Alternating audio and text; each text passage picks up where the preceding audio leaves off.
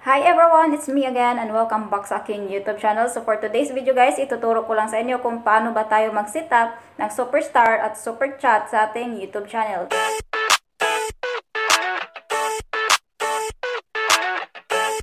So once na monetize ka na guys, siyempre kailangan mo i-set up yung Superstar at Super Chat sa iyong YouTube channel. By the way guys, sa channel na ito gumawa ko ng iba't ibang tutorial tulad ng YouTube tips, TikTok tips. So kapag ikaw ay may iba't ibang tanong or mga iba't ibang kailangan mo pang ayusin sa YouTube channel mo, you better check sa playlist ko, baka may mga sagot dyan sa mga tanong mo. So, kapag ikaw ay bago sa aking YouTube channel, huwag mo nang kalimutan mag-subscribe.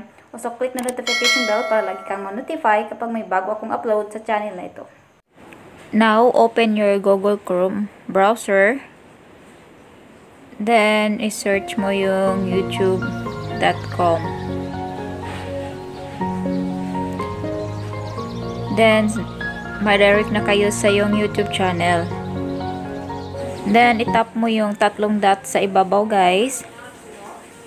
Then, scroll down mo siya ng konti. I-check mo yung desktop site para maging mukhang computer yung mobile phone nyo, guys. Ganito po siya, guys. So, once nandito na tayo sa ating YouTube homepage. So, next is, itap mo lang yung profile logo mo. Then, itap mo yung view your channel. So now, andito na tayo sa ating channel homepage. So ito po yung YouTube channel natin guys. So ang next natin gagawin, itap lang natin yung customize channel. Ito siya guys, customize channel. Then mapunta naman tayo dito sa channel customization. So, dito natin siya makikita guys. So, ito yung nag-pop up guys. Congratulations! Welcome to the YouTube Partner Program. So, itap mo lang yung let's go.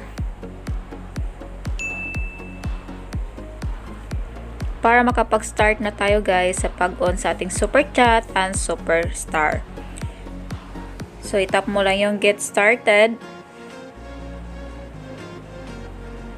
Join other successful creators who earn monthly revenue with membership. So now guys, dito pala siya makita sa gilid guys. So scroll down siya ng konti. Ito yung $sign guys. Itap mo yung $sign. Then earn on YouTube. So dito na tayo mag-add ng or mag-on ng ating Superstar and Super Chat. Sa akin guys is nalagyan ko na siya. Tapos ngayon, ipakita ko lang sa inyo yung kung paano po siya nilagyan. So, sa monthly price, dito guys, nagdepende na sa inyo kung magkano nyo ilagay nyo na pwede nyong pagkakitaan or pagkano yung pwedeng kikitain nyo. So, syempre naman guys, dito naman sa ating country, kung saan kayo, dapat yan ang nilagay mo. Of course, Philippines tayo, so sa Philippines. So now is loyalty badge, your emoji. But nagdepende na sa inyo guys kung i-edit niyo pa siya or hindi na. Sa akin hindi na nilagyan yung mga ano. So now, once tapos ka na is tap mo lang yung done. Tapos ng ating level 1 guys. So ito na yung level 1 natin. Yung loyalty badge natin is yung color. Automatic na yan guys nakalagay. Yung next natin i-edit yung level 2. So tap mo yung pencil logo. Then mapunta tayo dito guys. Level 2 and level 3 guys, same lang siya kung paano natin siya nilagyan ng name. Then nilagyan ng price. Then once tapos ka na guys, then makikita natin yung full na yung may level 1, level 2, level 3. And lastly guys, i-check mo yung box. I understand that once my offer is reviewed and approved. Then next is next step review process. I-check mo yung box. My membership offer including my perks does not and will not promote hate or violence. So i-click mo yung submit. Then, kapag okay na guys, naka-done na siya yung green, customize default perks.